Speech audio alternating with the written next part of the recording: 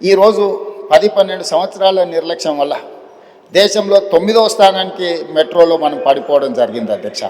అందుకే ఈరోజు వీటన్నిటిని దృష్టిలో పెట్టుకొని మనం ఒక కార్యాచరణను తీసుకున్నాం, తెలంగాణ రైజింగ్ 2047.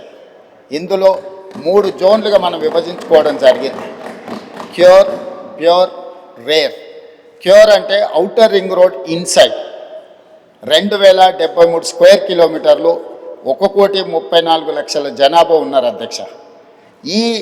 ఈ ప్రాంతం ఈరోజు కాలుష్యంతో కూడుకున్న పరిశ్రమలు ఉన్నాయి, రెడ్ కేటగిరీ ఇండస్ట్రీస్ ఉన్నాయి, ఆరెంజ్ కేటగిరీ ఇండస్ట్రీస్ ఉన్నాయి, సర్వీస్ సెక్టర్స్ ఉన్నాయి, చిన్న చిన్న వ్యాపారాలు ఉన్నాయి, అదేవిధంగా కూరగాయల కేంద్రాలు ఉన్నాయి, మార్కెట్స్ ఉన్నాయి, బేగం బజార్ లాంటి ప్రాంతాలు ఉన్నాయి, కొత్తపేట ఫ్రూట్ మార్కెట్.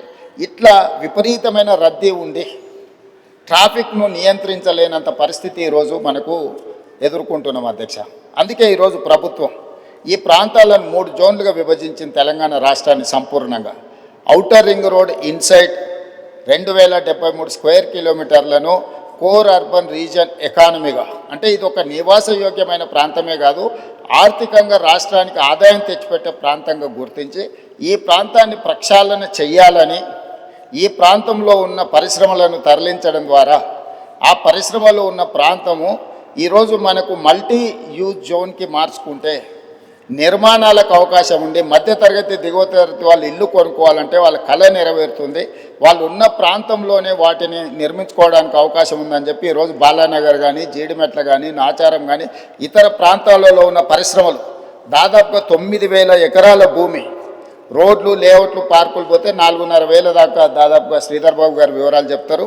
ఈ భూమి అంతా కూడా ఇక్కడ కాలుష్యం వెదజల్లుతున్న పరిశ్రమలు ఉన్నాయి. ఈ కాలుష్యం వెదజల్లుతున్న పరిశ్రమలను ఔటర్ రింగ్ రోడ్ అవుట్ సైడ్కి తరలిస్తే ఈ భూమి అందుబాటులోకి వస్తే అపార్ట్మెంట్స్ నిర్మాణం కానీ, హౌసింగ్ కాలనీస్ కానీ వస్తే చాలామంది మధ్యతరగతి దిగువ తరగతి వాళ్ళు ఇల్లు కొనుక్కోవడానికి అవకాశం ఉంటుంది, నివాసయోగ్యమైన ప్రాంతంగా ఉంటుంది.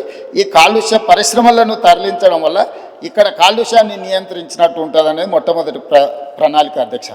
అదేవిధంగా రోడ్లను 3 రకాలుగా విభజించినాం అధ్యక్ష.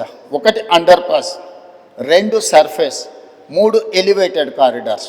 ఒకే ప్రాంతంలో ట్రాఫిక్ ఒక జంక్షన్కి వస్తే ఆ జంక్షన్లో సిగ్నల్స్ వల్ల 3 నిమిషాలు సిగ్నల్ పడితే 7-8 కిలోమీటర్ల ట్రాఫిక్ జామ్ అయిపోతుంది. అందుకోసమని ఈ ట్రాఫిక్ నుంచి నిరంతరం ప్రయాణం జరిగేటట్టే ఉండాలి, కొత్త స్లోగా పోయినా కూడా ఆగకుండా పోవాలనే దాంతో అండర్ పాస్లు, సర్ఫేస్ రోడ్ లెవెల్లో, ఎలివేటెడ్ కారిడార్స్ 3 రకాలుగా విభజించి ఈరోజు మనం ప్రణాళికలు తీసుకున్నాం. దానికి సంబంధించి రాతపూర్వకంగా 29 ప్రాంతాలలో జరుగుతున్న పనులను ఈరోజు మీ ముందర పెట్టడం జరిగింది అధ్యక్ష.